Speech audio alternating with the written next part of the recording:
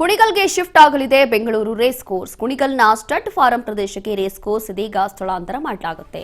Race course ಸ್ಥಳಾಂತರ ಬಗ್ಗೆ ಸಂಪುಟ ಸಭೆಯಲ್ಲಿ ತೀರ್ಮಾನ ಆಗಿದೆ.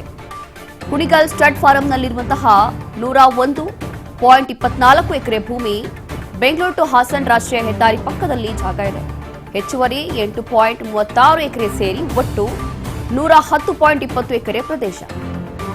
ಬೆಂಗಳೂರು ಟರ್ಫ್ ಕ್ಲಬ್ಗೆ 29 ವರ್ಷಗಳ ಅವಧಿಗೆ ನಗರದ ಮಧ್ಯಭಾಗದಲ್ಲಿ ಇರೋದ್ರಿಂದ ಭಾರೀ ಸಂಚಾರ ದಟ್ಟಣೆ ಆಗಲಿದೆ. ಹಾಗಾಗಿ ರೇಸ್ ಕೋರ್ಸ್ ವಿರುದ್ಧ ಸಾರ್ವಜನಿಕರು ಆಕ್ರೋಶವನ್ನ ವ್ಯಕ್ತಪಡಿಸ್ತಾ ಇದ್ರು.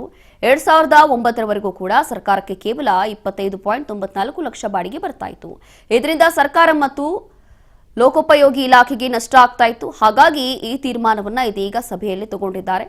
ರೇಸ್ ಕೋರ್ಸ್ ಸ್ಥಳಾಂತರಕ್ಕೆ ಸರ್ಕಾರದ ಮೇಲೆ ಒತ್ತಡ ಇತ್ತು. ಹೀಗಾಗಿ ಕೊನೆಗೆ ರೇಸ್ ಕೋರ್ಸ್ ಸ್ಥಳಾಂತರ ಬಗ್ಗೆ ಇದೀಗ ಸಂಪುಟ ಸಭೆಯಲ್ಲಿ ನಿರ್ಧಾರ ಮಾಡಲಾಗಿದೆ. ಕಾರಣ ಇದರಲ್ಲಿ ಬಹಳಷ್ಟು ನಷ್ಟ ಆಗ್ತಾ ಇತ್ತು, ಟ್ರಾಫಿಕ್ ಸಮಸ್ಯೆಯೂ ಕೂಡ ಆಗ್ತಾ ಇತ್ತು, ಎಲ್ಲವೂ ಕೂಡ ನೆಗೆಟಿವೇ ಆಗ್ತಾ ಇತ್ತು. ಹಾಗಾಗಿ ಇದೀಗ ಕುಣಿಗಲ್ಗೆ ನಾವು ಶಿಫ್ಟ್ ಮಾಡಬೇಕಾಗತ್ತೆ ರೇಸ್ ಕೋರ್ಸ್ನ ಅಂತ ಹೇಳಿ ಸಂಪುಟ ಸಭೆಯಲ್ಲಿ ಈ ಕುರಿತು ಚರ್ಚೆ ಮಾಡಿ ತೀರ್ಮಾನ ಮಾಡಲಾಗಿದೆ.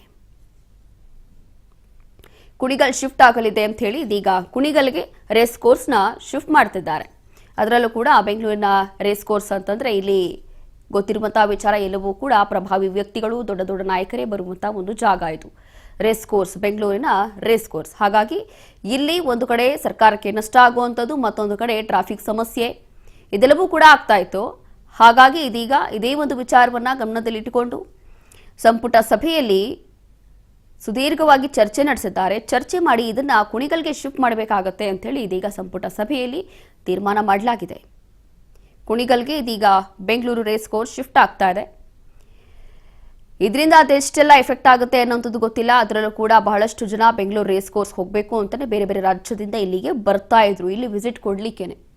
ಹಾಗಾಗಿ ಇದೀಗ ಈ ಒಂದು ನಿರ್ಧಾರದಿಂದ ಯಾವ ರೀತಿಯಾಗಿ ಎಫೆಕ್ಟ್ ಆಗ್ಬೋದು ಅನ್ನೋಂಥದ್ದು ಕುತೂಹಲ ಇದೆ. ಆದರೂ ಕೂಡ ಎಲ್ಲವೂ ಕೂಡ ಚರ್ಚೆ ಮಾಡಿ ಅದಾದ ನಂತರ ಸರ್ಕಾರ ಈ ಒಂದು ತೀರ್ಮಾನಕ್ಕೆ ಬಂದಿದೆ.